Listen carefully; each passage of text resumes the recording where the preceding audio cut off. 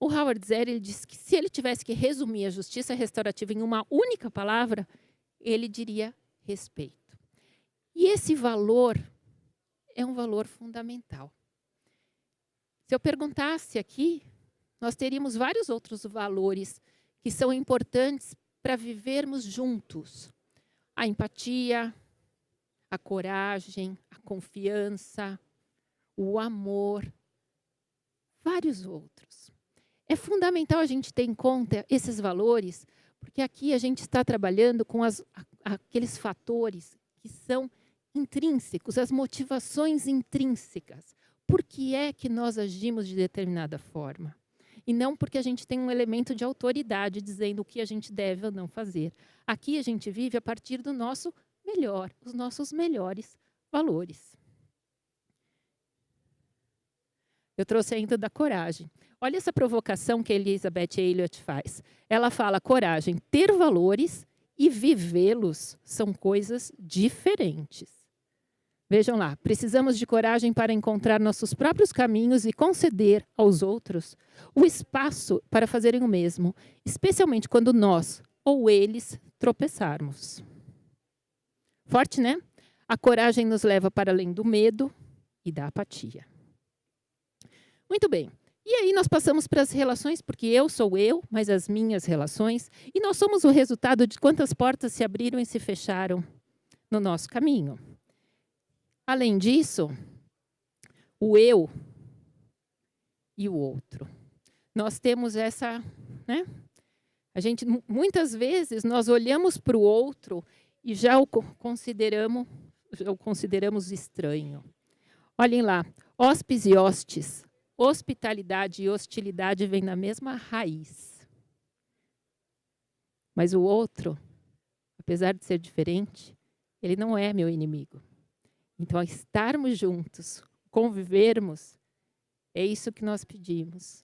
E nas relações, todos nós temos a necessidade de pertencer. Como a Kay Pranes fala, como água e comida, todo ser humano tem a necessidade de pertencer e significar. E isso está ligado de uma forma entre passado, presente e futuro, e inclusive as nossas relações com o meio ambiente. Porque nós precisamos honrar essas relações. E nós não podemos esquecer que nós estamos num país que viveu a escravidão. E que os resultados concretos disso estão nos nossos dias atuais. Por outro lado, nós trabalhamos aqui a responsabilidade individual e coletiva. Nós partimos da conscientização. Não ficamos mais apenas no foco reduzido daquele que praticou o fato, mas ampliamos isso para perceber todos aqueles que estão ligados e que, de uma certa forma, também deram causa àquele fato. Nós ampliamos esse olhar exatamente nesse sentido, mas para que cada um perceba a sua responsabilidade, a sua corresponsabilidade. Por isso que a qualidade do processo é sempre primordial para definir a justiça restaurativa e para preservar o que é mais promissor na justiça restaurativa como fonte de transformações, de mudanças institucionais. O processo é que possibilita o entendimento da questão de responsabilidade como algo simultaneamente individual e coletivo. E vejam, no tratamento do dano aqui, isso não significa voltar à situação anterior, até porque muitas vezes não é possível, mas pode não ter nenhum valor econômico.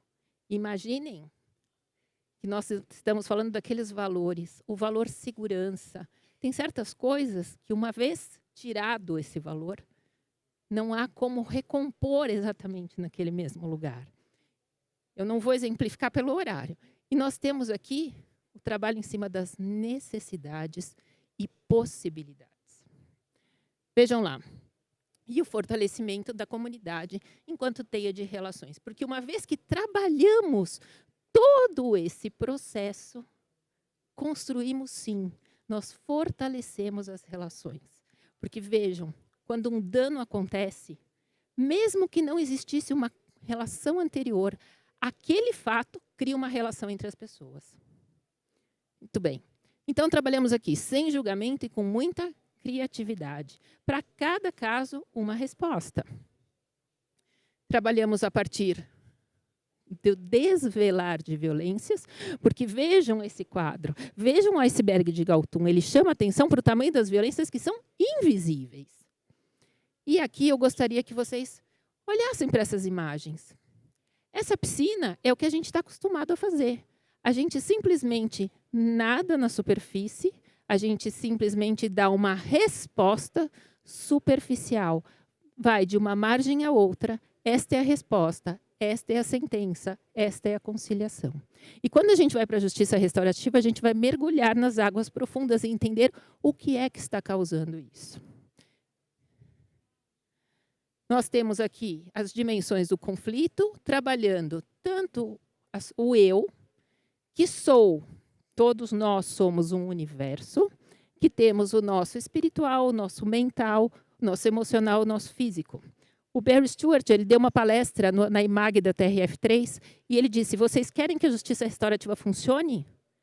Então, deem espaço para as outras dimensões, porque nós estamos muito acostumados a ficar apenas no mental. Muito bem. E aí temos as dimensões relacional, eu com o outro, institucional, porque nós vivemos dentro de estruturas hierárquicas, como judiciário, escola e mais, e dentro do social, porque isso transborda.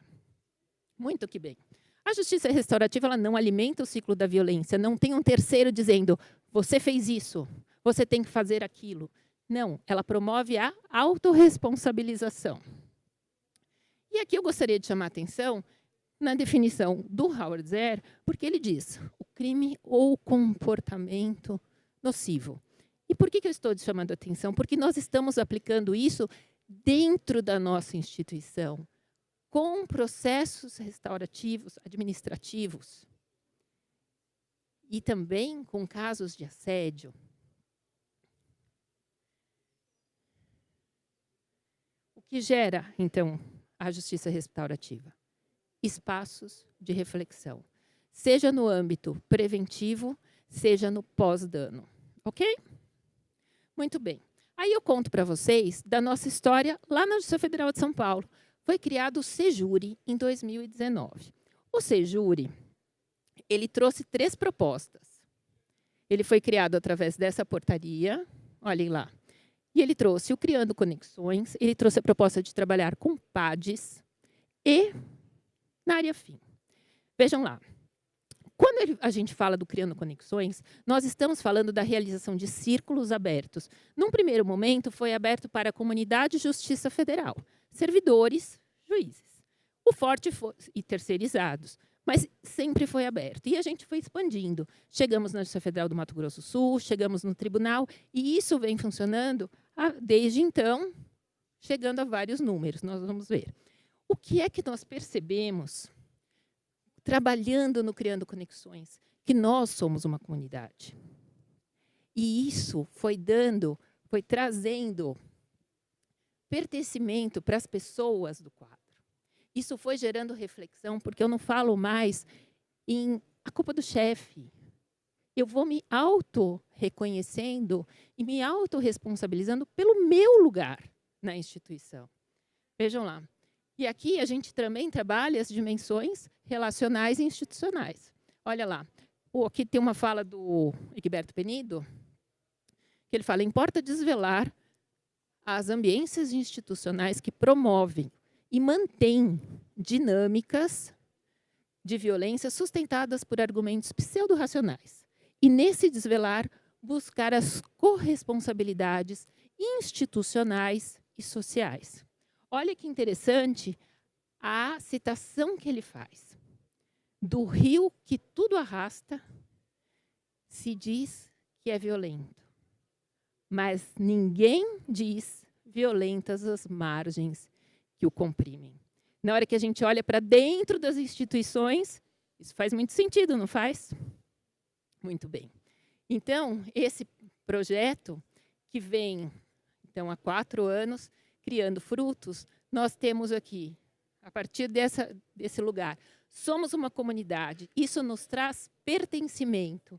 isso nos traz crescimento. As pessoas que participaram, e o número é enorme, sempre citam esse crescimento, tanto individual quanto coletivo. E a sensibilização. Que o próprio existir desses círculos, toda semana, eles trazem... Gente, é uma coisa impressionante. Sempre tem gente nova chegando. Fala assim, nossa, a justiça oferece isso. Então, é muito legal. E aqui ilustrando. E vejam, a gente usa o Criando Conexões como uma incubadora de facilitadores, porque, afinal de contas, nós temos um facilitador e um co-facilitador. E todos que vão chegando vão passando por esse projeto, os círculos de diálogo que temos aqui. Aqui é uma foto para mostrar que foi o projeto Criando Conexões, ganhou o prêmio de inovação ali no TRF3.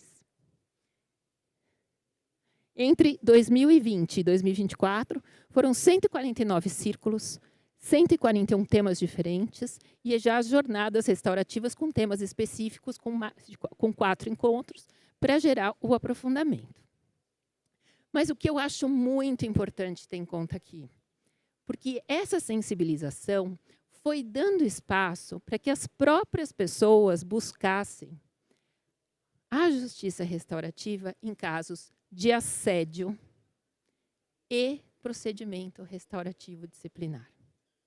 Então, isso foi uma mudança. Quando eu lembro que quando eu comentei com o pessoal quando o pessoal da comissão de assédio procurou, porque tinha previsão na resolução 351, era uma coisa assim que parecia muito distante.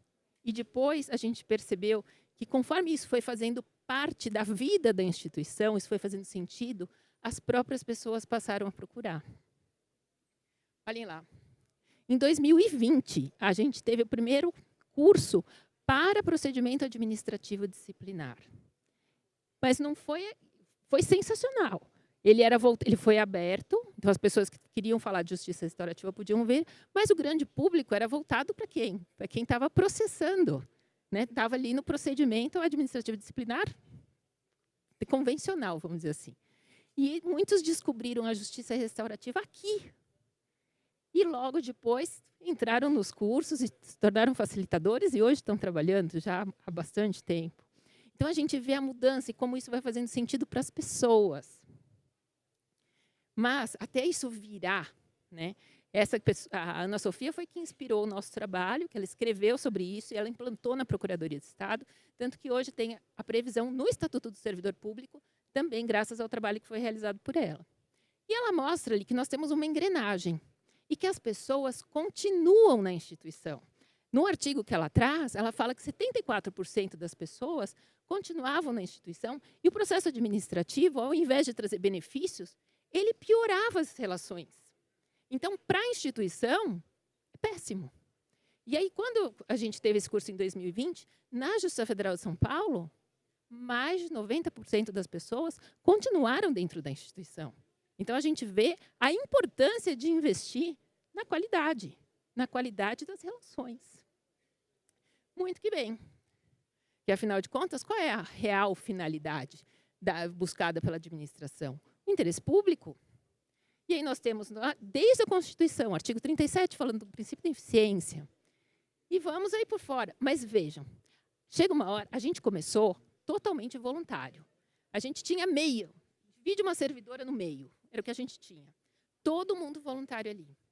Olhem o que foi acontecendo dentro da administração, percebendo a diferença que isso estava trazendo. Sai uma recomendação para que os juízes derivassem as sindicâncias e os processos administrativos disciplinares para o Sejure. Então, aí a gente começa a ver a mudança de chave. Hoje, a gente tem tudo estruturado. Hoje, nós temos cargos e funções para a justiça restaurativa. E se centra, vamos dizer assim, esse trabalho na justiça restaurativa. Então, se busca trabalhar com essa prioridade. E aí é muito importante a gente chamar a atenção que quando a gente fala do procedimento restaurativo disciplinar, do processo disciplinar ou de um processo tradicional, isso tem que ser derivado, tem que sair da justiça comum, tem que sair das nossas estruturas e tem que ser bandado para o Centro de Justiça Restaurativa. Ele não pode ser processado ali no sistema ordinário, ali no sistema tradicional. E a gente precisa respeitar o que for construído ali. A gente precisa respeitar essa autonomia do que for construído. Porque, vejam, nós estamos falando de algo muito profundo. Nós estamos falando da responsabilização de confrontar os reais efeitos do ato praticado. Muito bem.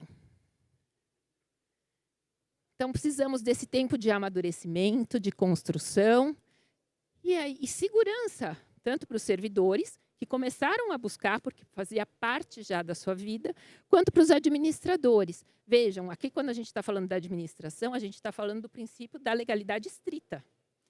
E aí, então, construímos esse espaço e buscamos a resolução do CJF para dar respaldo. Primeira sindicância 2022. E o que foi muito legal? Todos os pré-círculos realizados, círculo realizado, o encontro. E aí nós percebemos, nesse momento, naquele primeiro encontro de todos, o chefe do setor reconhece a sua autorresponsabilidade pelo que aconteceu. E ele diz, sozinho, se eu não fosse tão permissivo, se eu não tivesse deixado as coisas escalarem, eu estava vendo, mas se eu não tivesse deixado isso escalar, a gente não teria chegado nesse lugar. Olhem a importância da autorresponsabilização, porque é efetivamente a partir daí que a gente consegue as mudanças. E aí ele trouxe isso, a homologação se deu com base na resolução 666 de 2020 do CJF, e hoje nós temos vários procedimentos disciplinares e decorrentes de assédio tramitando ali. Outro dia eu vi uma pessoa que participou de um desses procedimentos dando uma palestra. O empoderamento dela, sabe aquela coisa que você vê a mudança na vida da pessoa, do que isso significou? Não tem palavras para dizer como isso muda na vida. Resolução 351 já fez referência ao assédio, e é importantíssimo a gente ter em conta e trabalhar muito nesse sentido de como fazer essa derivação. E olhem a fala do vice-diretor do foro, que foi fundamental para que a gente chegasse nesse lugar. Tem se buscado uma troca de lentes, de uma persecução formal, adversarial e pautada na dicotomia infração e punição para, sob uma lógica relacional e holística, integrar as partes envolvidas a fim de fortalecer as relações interpessoais, sobretudo no ambiente de trabalho. Esse é o Samuel, e ele foi fundamental para que a gente tivesse a estrutura que a gente tem hoje e esse reconhecimento. Então, hoje nós temos a reestruturação, como disse, inclusive com funções administrativas. Gente, melhor de tudo, isto hoje está no regimento interno do CNJ. Previsão para juízes e servidores. Olhem lá, resolução 67 de 2009, né, com a redação da resolução 548, e o provimento 162, prevendo, então, expressamente para juízes e servidores essa possibilidade de construção do TAC. E vejam que importante, tem a palavrinha apenas, porque reconhece efetivamente a autonomia do que é construído na justiça restaurativa. Muito bem.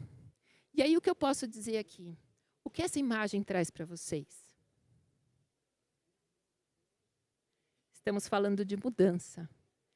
Essa mudança pode se dar internamente, como a gente está propondo aqui, e mostrando os resultados e o reconhecimento da própria instituição. Mas isso também pode se dar fora.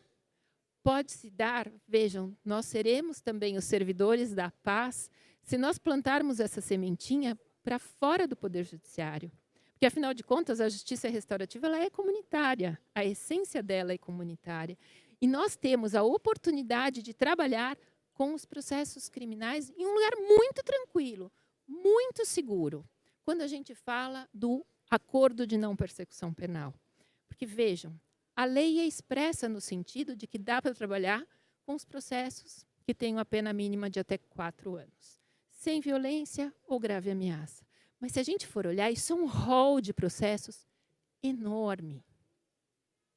Então, nós temos uma oportunidade legal de efetivamente transformação. O que eu gostaria de trazer aqui é que essa oportunidade depende, sim, da mesma forma que com o trabalho interno na instituição, é que ele depende, sim, de muita formação.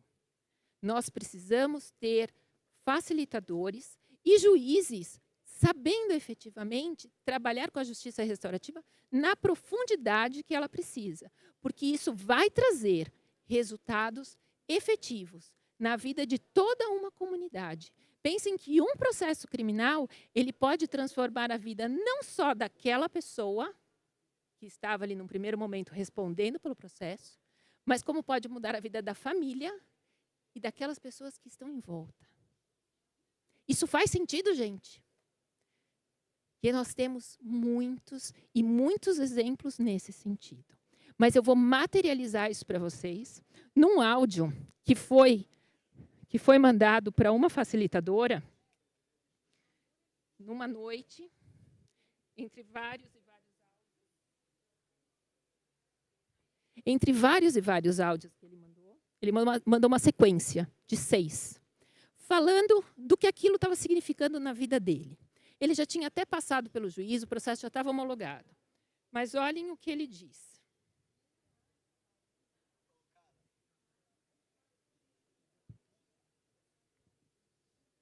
Eu estava vendo um vídeo, aí tipo, de um menino que ele era de boa, aí a família dele aceitava ele, porque ele queria ser enfermeiro. Aí ele foi roubar, sabe? Aí um dia lá na entrevista com a polícia, assim, sabe? Um jornal velho besta lá do Nordeste, ele falou que ele tinha um sonho, que era ser enfermeiro, mas Deus ia mudar a vida dele. Tipo assim, que ele não era assim, que ele tinha um sonho, ele tinha uma vida, mas Deus ia mudar.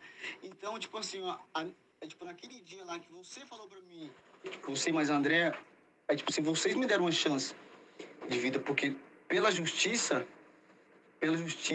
pela nossa lei do Brasil, hoje, eu não tinha nenhuma chance. Eu só tinha que aceitar o acordo que eu tinha. Mas vocês mostraram pra mim outra forma. Danilo, pensa diferente. Olha o que você pode fazer pelos outros. E, tipo, eu hoje, Danilo Santos Campos, cara, através de vocês, eu sou bem melhor, velho. Tipo assim, vocês mudou minha vida. O meu modo de pensar, o meu modo de agir, velho. Hoje em dia, eu quero dar exemplo. Não que eu fui errado antes, mas eu quero dar exemplo hoje também. Eu quero mostrar que nós pode ser mais foda. Eu posso ajudar a gente sem nem saber de nada. Eu posso ajudar. Eu posso ajudar pessoas sem nem eu conhecer. Mas sabe o que é isso, velho? Isso aí foi coisa que vocês trouxeram pra minha vida. Sabe, você, Carla, Andréia, Larissa, a outra moça que foi no primeiro dia, eu esqueço o nome dela sempre, né? Gente, isso daí, eu quero falar pro juiz, eu quero falar um dia pra ele, velho, eu quero ter a chance um dia de falar assim, sei lá, chamar de vídeo, qualquer coisa, e marcar uma audiência, eu vou falar pra ele. Gente, vocês estão com as mulheres mais foda perto de vocês, velho. As mulheres, velho, a minha mãe comigo hoje, depois disso tudo, vê esse trabalho que a gente fez. Pô, a minha irmã é uma nova mulher, velho, através de vocês. O meu pai é mais comigo, eu sou mais com meu pai. Aproximou a minha família toda. Sabe o que é isso? Hoje em dia eu sentou na mesa, hoje eu, meu pai e minha mãe, hoje, e nós conversamos.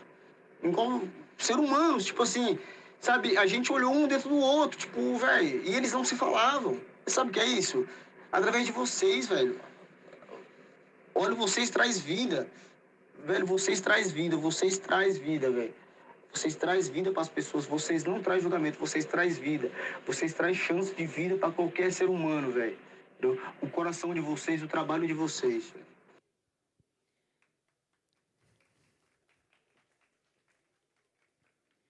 É isso, gente. A gente tem mudanças efetivas na vida das pessoas, não se restringindo àquelas, né? Aquele círculo pequenininho, não. Isso se abre, isso se expande e realmente transforma a nossa comunidade. Então, este é um convite. Sejam muito bem-vindos. São sementes que estamos jogando aqui. Então, são todos convidados. Muito obrigada.